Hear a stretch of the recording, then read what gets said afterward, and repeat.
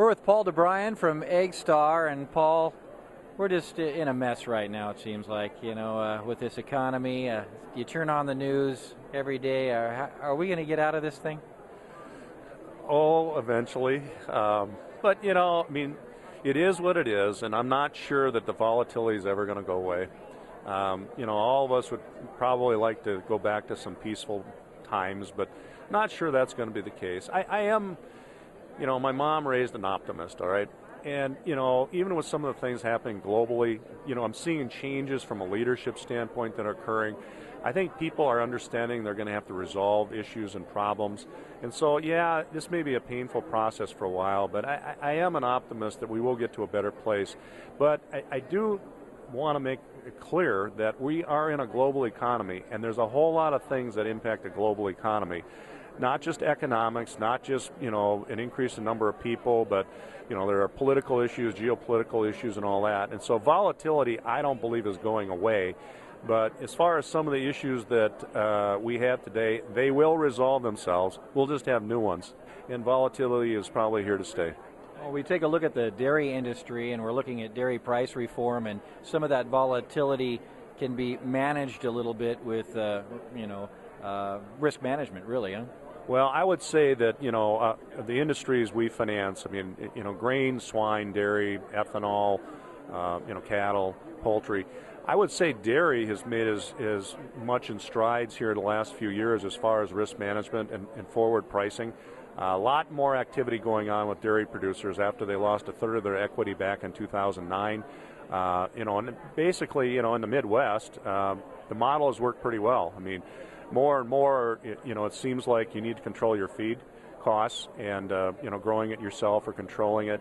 The Midwest model has worked pretty well on the dairy side, but there's a lot more risk management going on, forward pricing for both on the revenue side and expense side, which has been good, although it's been frustrating because some people have missed some of the highs that they would have liked, but they also made money and they're in business. Some of these dairy farmers are paying down their debt, but others that may have stayed in business and planned ahead, they're looking at the future, at perhaps expansion with these low interest rates. Well, they are, but, I've been kind of surprised, and I think it's a little bit baffling when you take a look at it, is we're at historic lows in interest rates, but we haven't really seen, a lot of expansion, really, in agriculture. You got people buying land and stuff, but as far as from the dairy and swine side, not a lot of expansion. I think we're a little worried that if we have another year like this year, 2013 might get a little bit dicey, from an expansion standpoint, and we know what happens when that occurs from a supply and demand standpoint, and it'll be dependent on what happens with global demand. But right now, we're not seeing a lot of expansion talk, which is probably good, and that allows some balance sheets to get healed up and some people to build some liquidity.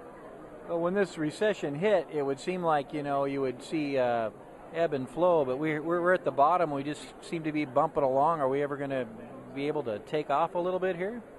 Well, we got to get people back working. We got an overhang, we got a hangover with housing, and that's got to get resolved. And we got to get people back working again. And, unfortunately, people have different views on this, but unfortunately, I think by and large, business just feels the uncertainty of costs, whether it's health care or taxes or, what the government may or may not do, is we got to create some kind of solid, platform, if you will, for business to be able to operate so they create jobs, put people back to work, get some houses sold, and get the economy back moving. I understand that, some of these companies have a lot of cash.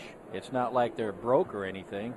No, that's, there is trillions of dollars of cash on balance sheets today, and people are just concerned about where do they invest in because they don't know what's going to come along in regulation or added costs from a healthcare standpoint or other types of costs that occur overall. So if we could create some level of certainty that people could kind of plan on, I think you'd see a lot of cash unleashed, investment occurring, and people back to work.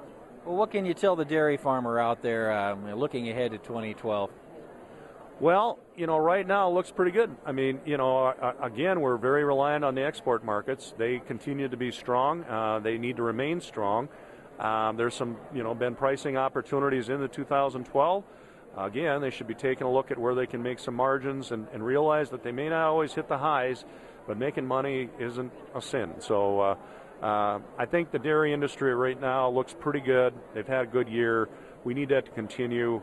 We got a lot of great dairy producers are doing, I think, a better job of risk management than they ever have. All right, Paul, appreciate the comments. You want to find out more information about Paul's company, you can go to agstar.com. Thanks.